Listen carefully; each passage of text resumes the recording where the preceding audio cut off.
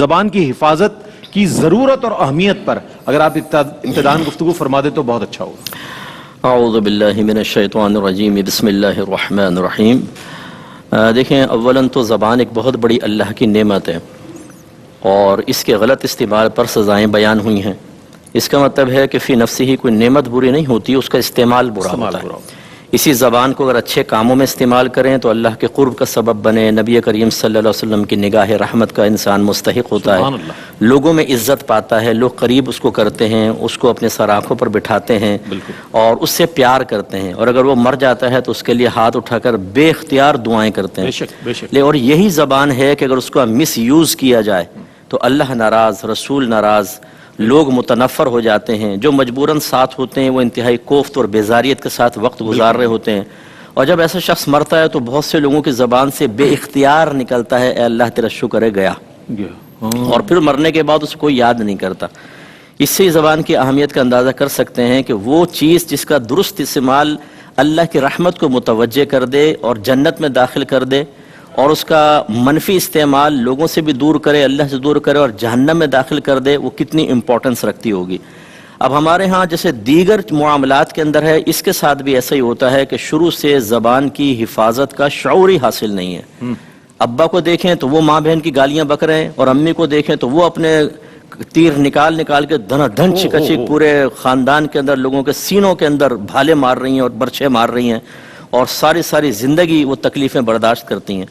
تو نبی کریم صلی اللہ علیہ وسلم دو حدیثیں بس میں عرض کروں گا اس کی اہمیت کے سلسلے میں۔ ایک تو سرکار نے فرمایا کہ اگر کوئی مجھے اپنے دو جبڑوں کے درمیان اور دو ٹانگوں کے درمیان والی کی حفاظت کی ضمانت دے تو میں اس کو جنت کی ضمانت دیتا ہوں۔ سبحان اللہ، سبحان اللہ۔ اس کا مطلب ہے زبان اور ستر کی اگر حفاظت کریں، اسے وہیں استعمال کریں جہاں اللہ تبارک و تعالیٰ اس کے رسول نے تعلیم فرمائی، تو یہ جنت کی ضمانت ہے۔ اور دے کون رہے ہیں؟ اللہ کے نبی، مالک جنت، اللہ کی عطا سے۔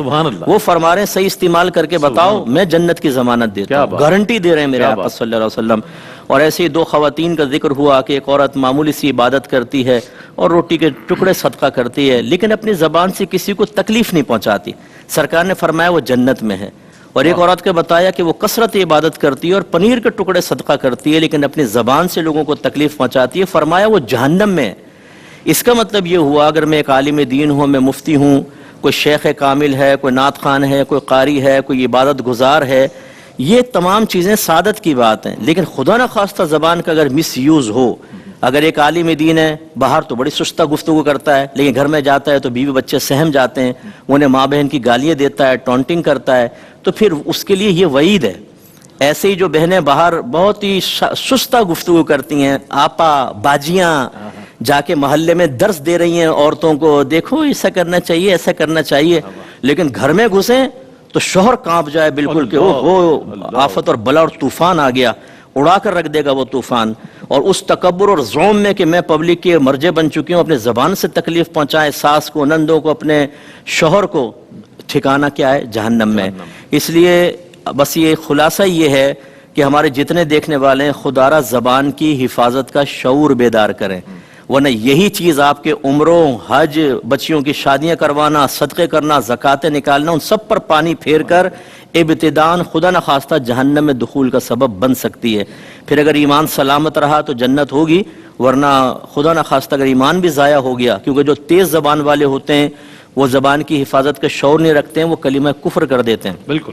ایک بہن نے مجھے بتایا کہ میں نے شوہر کو ایک مسئلہ بتایا تو مفتیان کرام کو گالیاں بکنا شروع ہو گیا۔ ایک خاتون سے کہا کہ جب ان کو خاتون نے کہا کہ روزے کا کہا شوہر کو تو اللہ کو گالیاں بکنا شروع ہو گیا۔ یعنی آپ اندازہ کریں کہ ہم نے غصے پہ بھی کیا تو یہ زبان جب بے قابو ہوتی ہے تو کہاں تک پہنچتی ہے، اور ایمان ضائع اور تکبر اور غرور اتنا ہوتا ہے اگر سمجھائیں کہ تجدید ایمان کر لو تو اس پر بھی 10 گالیاں، تو ایسے شخص کا تو انجام بڑا برا ہے۔ اللہ تعالیٰ یہ شعور عطا فرمائے۔ بہت بنیادی بات ہے مفتی صاحب نے ارشاد فرمائی۔